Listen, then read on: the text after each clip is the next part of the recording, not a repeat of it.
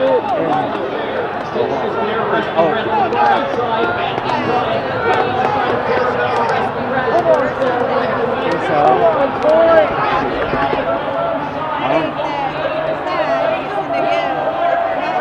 that was impressive. Just your thoughts on the race on Caravel and returning to the scene of her biggest win and beating boys again.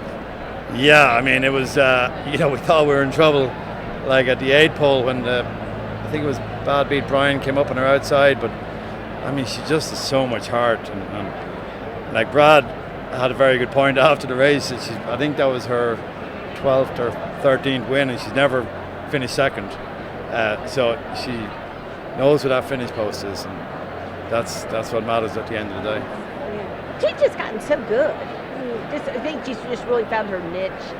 She has. I mean, I think she's a filly that has her quirks. I mean, Brad's barn will fully tell you that she's a quirky girl in the morning and likes her routines and doesn't like much change. But she's really matured. She's 6 now.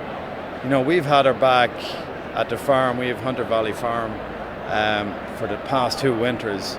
The first time after the sale when we bought her, and we had her again after the Breeders' Cup. And she's just maturing with age, and she's almost like a fine wine now, and it's getting better and better. What is she like out there at the farm?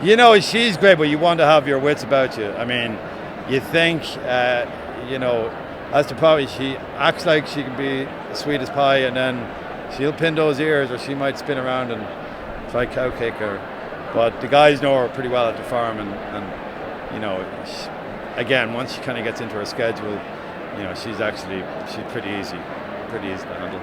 You were mentioning Royal Ascot. So talk about that. Will that be her next race? Yeah, well, Sheikh Fahd is a big supporter of Royal Ascot, and he's a sponsor of Royal Ascot.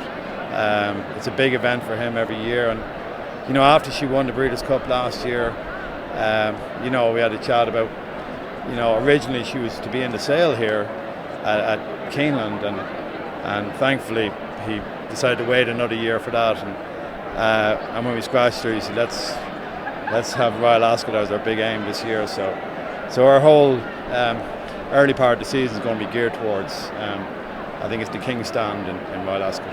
This marks the 99th of the Great Doesn't he also breed, Sheikh Fahd? He does, yeah. Is she just like too big a ticket item? No, he is, keeps quite a few mares with us out at the farm, and he's got a big breeding operation in England. David Redvers, his manager, he's got Tween Hills, he's got several mares from. He's also raced very successfully in Europe.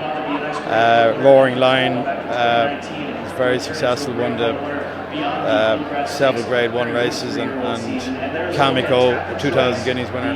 But is he also a businessman, though, and that's why you would put her in the sale, at least see what it's obviously there's a partnership involved in her, and at some stage that'll have to dissolve, but for now that's a long way away in our thoughts right now. We're going to enjoy the moment and hopefully have a big year ahead. Bad news, huh? Is that a bad beat there? That was Bad Beat Brian. No, we could not be more happy. I think you could hear me screaming from the tunnel over there. If you're going to get beat, you want to get beat by a filly that digs in and tries that hard. So kudos to the winner today. They did everything right, and our horse ran really hard. I was really proud.